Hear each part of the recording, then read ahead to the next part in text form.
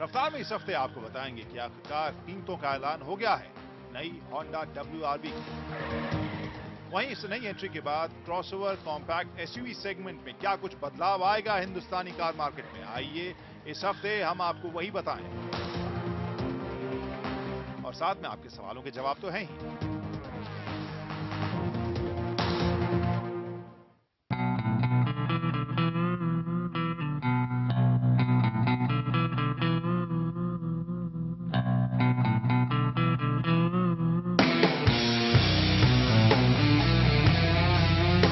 Honda cars ने अपनी WRV को लॉन्च कर दिया है, यानी उसकी कीमतों का ऐलान अब कर दिया गया है। जैज हैचबैक की बुनियाद पर बनाई गई इस क्रॉसओवर छोटी एसयूवी की कीमतें किस तरह से हैं वो आपको बताते हैं। हालांकि ये जिस सेगमेंट में आई है वहां एक तरफ तो Hyundai की i20 एक्टिव या Etios क्रॉस जैसी गाड़ियों से इसका मुकाबला है, वहीं दूसरी तरफ फोर्ड EcoSport, मारुति की विटारा ब्रेजा से लेकर डस्टर तक से इसे भिड़ना है। WRV में इंजन विकल्प वही हैं जो बाकी कारों में हमने देखे हैं होंडा की, 1.2 लीटर पेट्रोल इंजन और 1.5 लीटर डीजल इंजन। इसमें ऑटोमेटिक विकल्प भी है, पर वो डीजल वर्जन में ही है। अब कीमतें। पेट्रोल में एस वेरिएंट की एक शोरूम कीमत है 7,75,000 रुपए। वहीं VX वेरिएंट जो WRV की आ रही है उसकी एक शोरूम कीमत दिल्ली में 8,99,000 रुपए रखी गई है। वहीं डीजल वर्जन में होंडा WRV की कीमतें देखते हैं। एस वेरिएंट के लिए 8,79,000 रुपए, VX के लिए 9,99,000 रुपए। और इस कीमत में क्या कुछ मिल रहा है इस पैकेज में, एक नजर डालते हैं हमारी ड्राइव रिपोर्ट पर। नॉर्थ गोवा के एक खूबसूरत बैगटोर बीच के पास हम लोग खड़े हैं और यहाँ पर मुझे लगता है कि सही वक्त या सही जगह है इसके लुक या खूबसूरती की हम बात कर लें। और चेहरा अगर मैं इस WRV का देखूं तो आगे से काफ़ी कॉम्पैक्ट इसकी बनावट मिल रही है, कई सारे लाइंस आकर यहाँ मिल रहे हैं। जो हाल फिलहाल में आपने होंडा की सभी गाड़ियों में देखा है, काफ़ी चौड़े क्रोम स्टाइलिंग के साथ यहाँ पर होंडा की बैजिंग दी गई है, एग्रेसिव भी बनाती है। और SUV के लिए जिस तरह का लुक ज़रूरी है वो इसमें ज़रूर वो मुहैया कराती है। इसके अलावा हेडलैम्प की अगर मैं बात करूँ तो यहाँ जिस शेप के बारे में होंडा ने एक बड़े दिलचस्प टर्म का इस्तेमाल किया था, जो मुझे देखने में लग भी रहा है, फेयरलेस फील देने की कोशिश की गई है, निडर आंख की फील देने की कोशिश की गई है। तो चेहरा मुझे आकर्षक लग रहा है। आगे से पिछला हिस्सा कैसा है एक नज़र उस पर डालते हैं। वैसे पीछे जाने से पहले एक बार इसके किनारे की भी मैं बात कर लूँ। यहाँ अगर हम देखें हाल फिलहाल में कई सारे हैचबैक्स को SUV की शक्ल या क्रॉसओवर की शक्ल देने की कोशिश की गई है और वहाँ पर कई सारे क्लैडिंग का इस्तेमाल होता है, तो वही फील आपको इसमें भी नजर आएगी। क्लैडिंग के सहारे थोड़ा सा एक्स्ट्रा माचो बनाने की इसको कोशिश की गई है। लेकिन केवल यही नहीं है, कई क्रॉसओवर गाड़ियों में हमने देखा कि केवल इन्हीं के सहारे बात बन जाती है, लेकिन यहाँ पर आप अगर देखें तो होंडा जैज से लगभग 23 mm ऊंची भी है। इसका ग्राउंड क्लियरेंस अगर देखें तो 188 mm का है। और भले ही जो कॉम्पैक्ट SUV सेगमेंट की हम बात कर रहे हैं या जहां पर लोगों की नज़र हो सकती है इसे कंपेयर करने की, वहां पर चाहे हम ब्रेजा की बात करें या फिर EcoSport की, उनका ग्राउंड क्लियरेंस इससे ज़्यादा है। अब हम पिछले हिस्से में चलते हैं। तो पिछले हिस्से में अगर हम देखें तो यहाँ WRV के लुक में आपको बहुत ज़्यादा क्रांतिकारी या बहुत ज़्यादा स्पोर्टी या बहुत अलग तरह की फील नहीं आएगी। एक सपाट सी बनावट, एक गोलाई लिए हुए ये हैच है, लेकिन जो टेल लैंप है उसका शेप मुझे आकर्षक लग रहा है। रात के वक्त ये अलग ज़रूर स्टैंड आउट करेगी जब ये जारी होगी।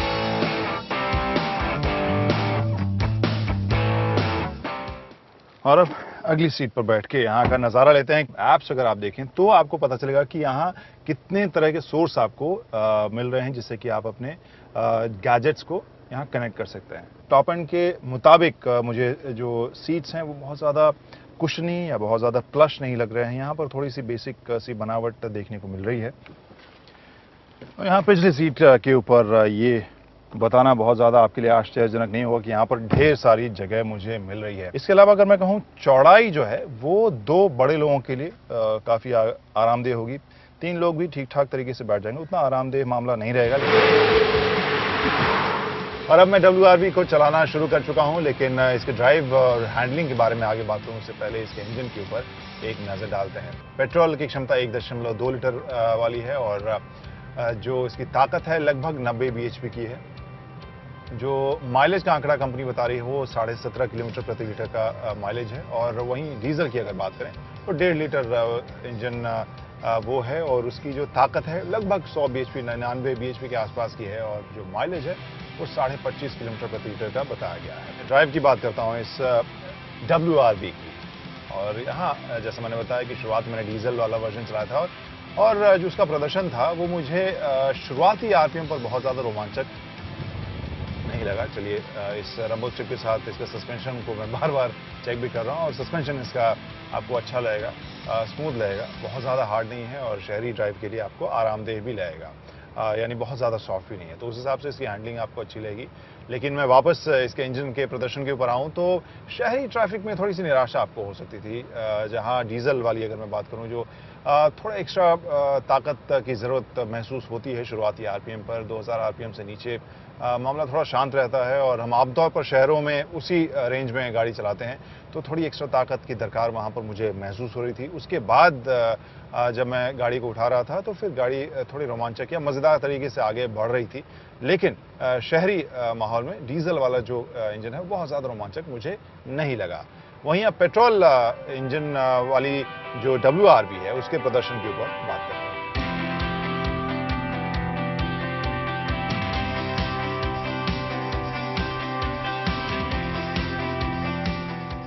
तो डीजल इंजन के प्रदर्शन में किफायत पर ज्यादा जोर लगा, जो बहुत से ग्राहकों को तो पसंद जरूर आएगा, पर थोड़ी और ताकत रहती तो इस गाड़ी का मजा दुगना होता।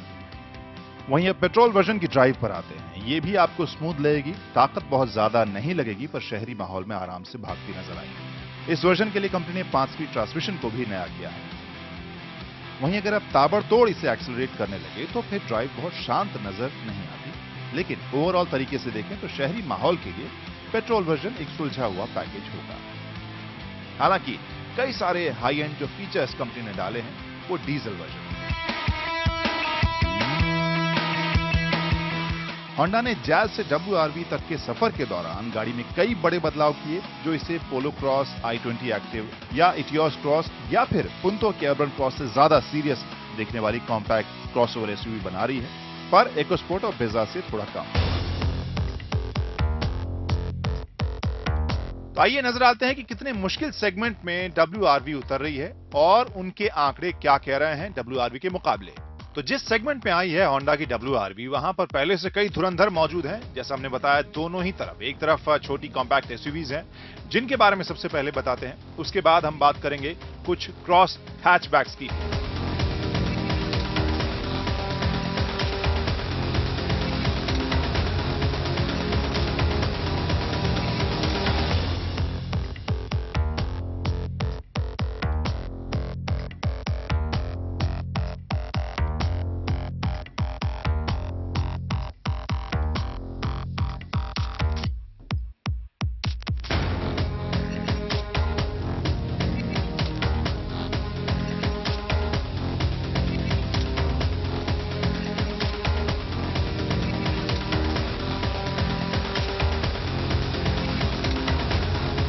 एसयूवीज की बात करें तो वहां डीजल वर्जन में विटारा ब्रेजा पहले से मौजूद है, 1.3 लीटर 89 bhp और 200 न्यूटन मीटर के आंकड़ों वाला।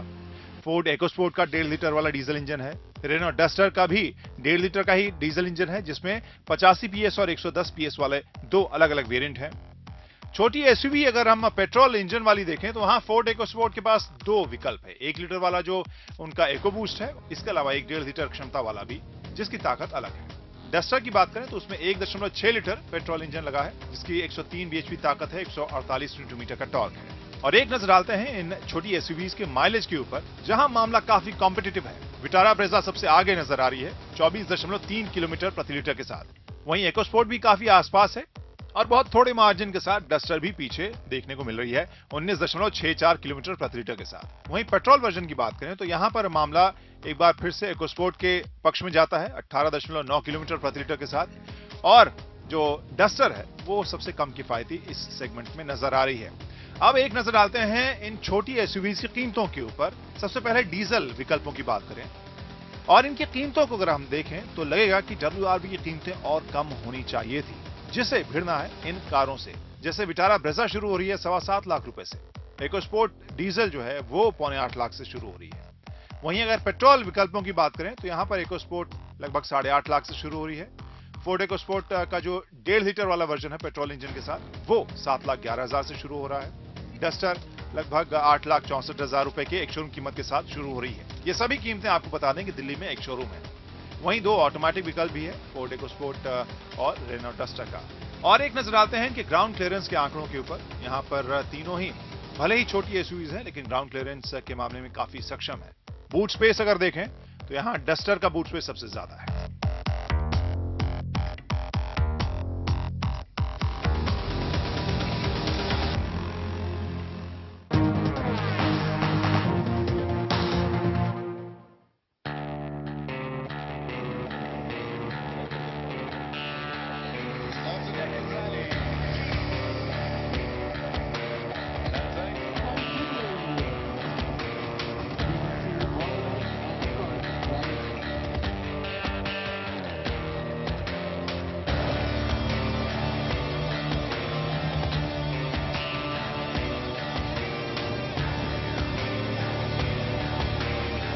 मोटर स्पोर्ट्स की दुनिया में टीएसडी रैली की लोकप्रियता काफी बढ़ी है और रैलियां भी ऐसी काफी बढ़ी हैं। आम रफ्तार प्रेमी भी बढ़ चढ़कर हिस्सा ले रहे हैं, चाहे महिला ड्राइवर हों या फिर पुरुष। एक खास एवरेज रफ्तार में ही एक दूरी को तय करना इस रैली को चुनौती वाला भी बनाता है, रोमांचक भी बनाता है। इसीलिए अब देश में पूरे के पूरे सीजन चल रहे हैं, जैसे टीएसडी सुपर लीग चैंपियनशिप, जिनमें जिमखाना इवेंट और टीएसडी फॉर्मेट में सटीक कैलकुलेशन के साथ ड्राइवर और उनके नेविगेटर की क्षमता परखी जाती है।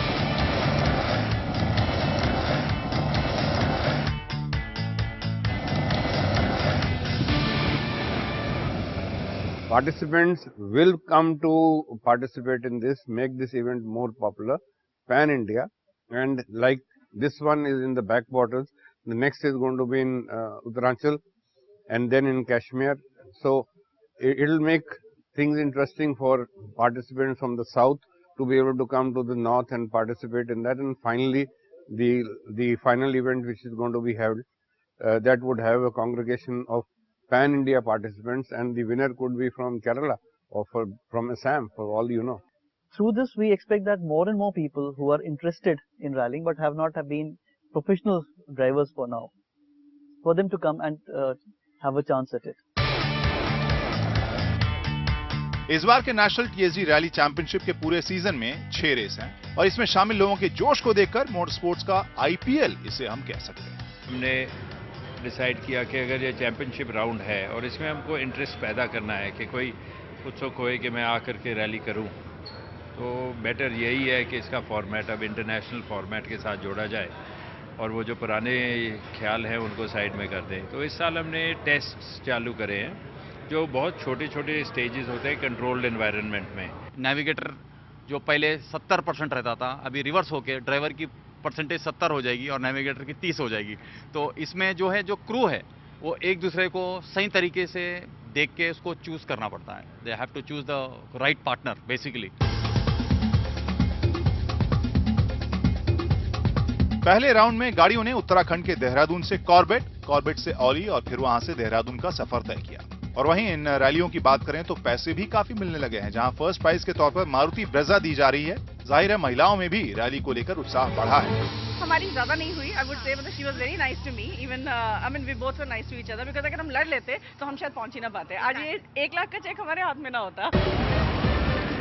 वहीं दूसरा राउंड रहा डेक्कन रैली के नाम से, पुणे से रत्नागिरी होते हुए गोवा तक की रैली। तीसरे राउंड में गाड़ियां भागी बैक वाटर्स में, यानी ऊटी से नीलगिरी, तमिलनाडु से केरल तक जाती रैली। डेक्कन के बाद मुगल रैली की बारी थी दक्षिण से सीधे उत्तर। जम्मू कश्मीर में गाड़ियां भागी हिमालयी रास्तों पर, जहां जितनी खूबसूरती थी उतनी ही चुनौती भी। इन रैलियों का लोकेशन इनकी यूएसपी रहा है, जहां रैलिस्ट रोमांच का मजा तो लेते ही हैं, साथ में नजारों का भी।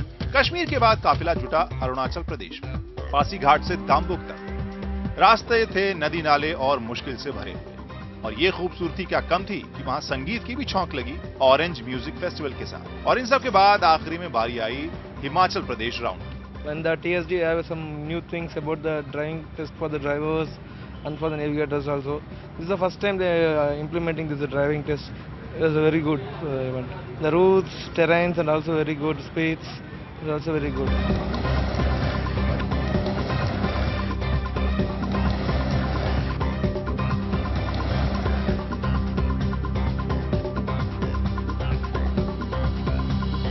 तो एक छोटा सा ब्रेक लेंगे रफ्तार में। अगले हिस्से में कुछ सवालों के जवाब देंगे, वही सवाल जो आप ट्विटर पर हमें भेजते हैं या फिर फेसबुक के जरिए आप हमें भेजते हैं। तो इंतजार कीजिए, थोड़ी देर में हाजिर होते हैं हम।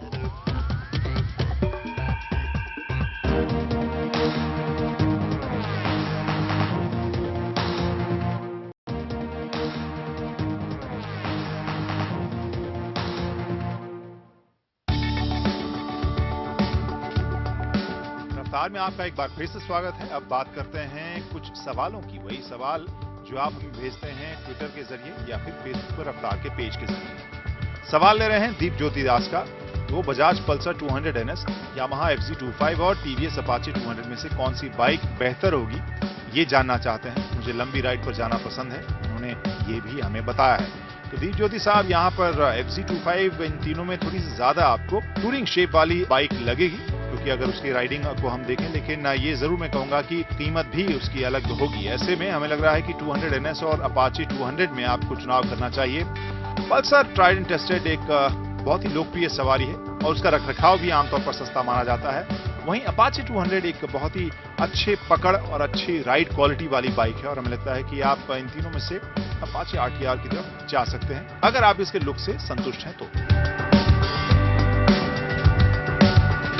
गणेश जायसवाल का सवाल है, प्रदर्शन, लंबी दूरी के लिए आरामदेह और पैसा वसूल पैकेज के हिसाब से कौन सी कार ठीक होगी। और वो जानना चाहते हैं मारुति सिलेरियो पेट्रोल या टाटा टियागो पेट्रोल में से कौन सी एक कार चुने।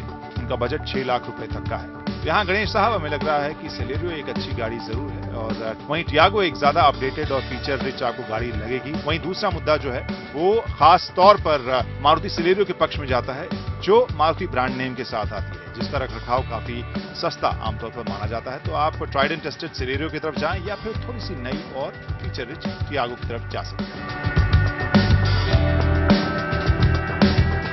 कुलदीप सिंह छत्ता का सवाल है, छोटी कार खरीदनी है, मारुति स्विफ्ट या टोयोटा लीवा में से कौन सी कार वो खरीदें, ये पूछ रहे हैं कुलदीप सिंह जी। यहां में लग रहा है कि मारुति स्विफ्ट की तरफ आप नजर डाल सकते हैं, वो आपके लिए बेहतर गाड़ी होगी।